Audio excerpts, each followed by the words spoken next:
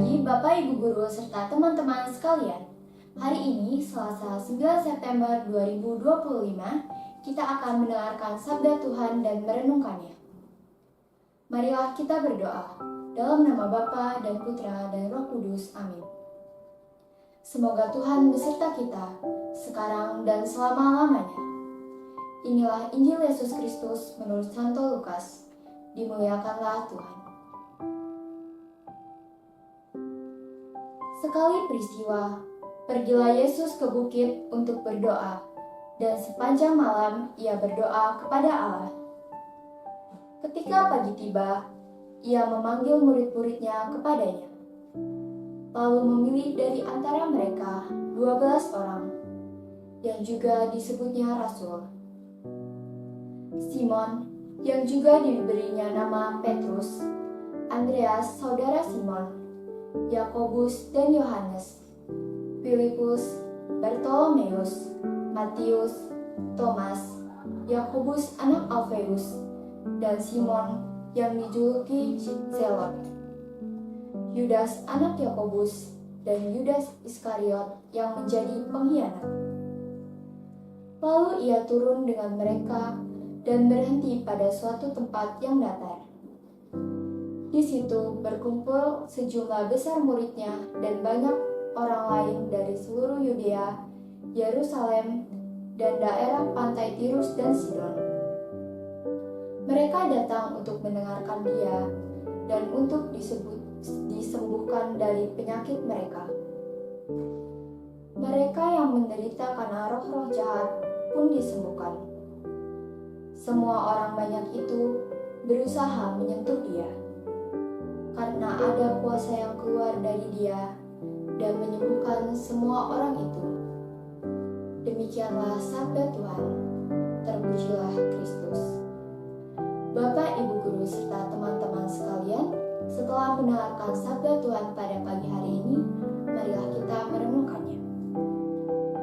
Setelah berdoa semalam-malaman, Yesus pada siang hari memanggil murid-muridnya, lalu memilih dari antara mereka 12 yang disebutnya Rasul.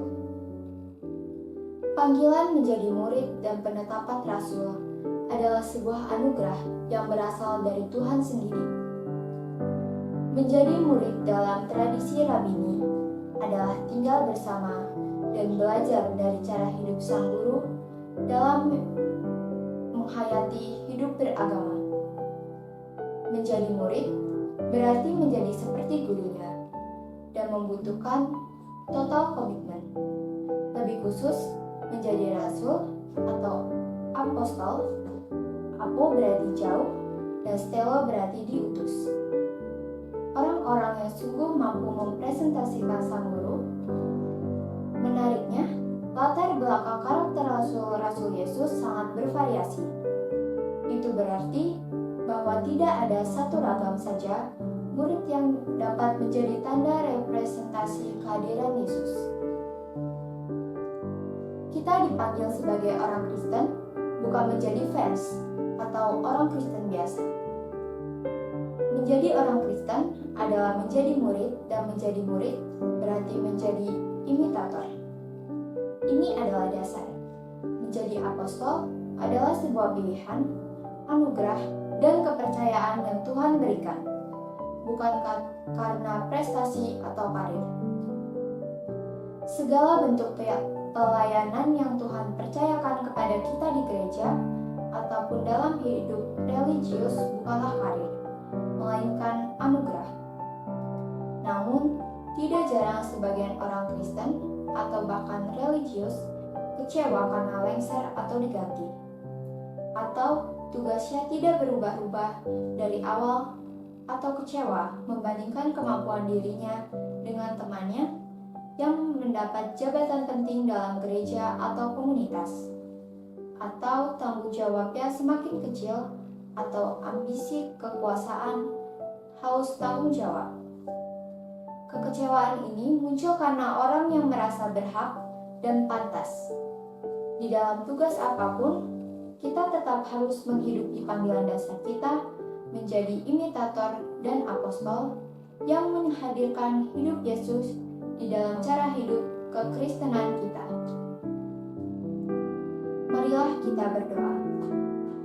Ya Bapa, semoga kami semakin akrab dan serupa dengan Yesus Putramu dan menjadi rasulnya dalam hidup dan pekerjaan kami sehari-hari. Amin. Kemuliaan kepada Bapa dan Putra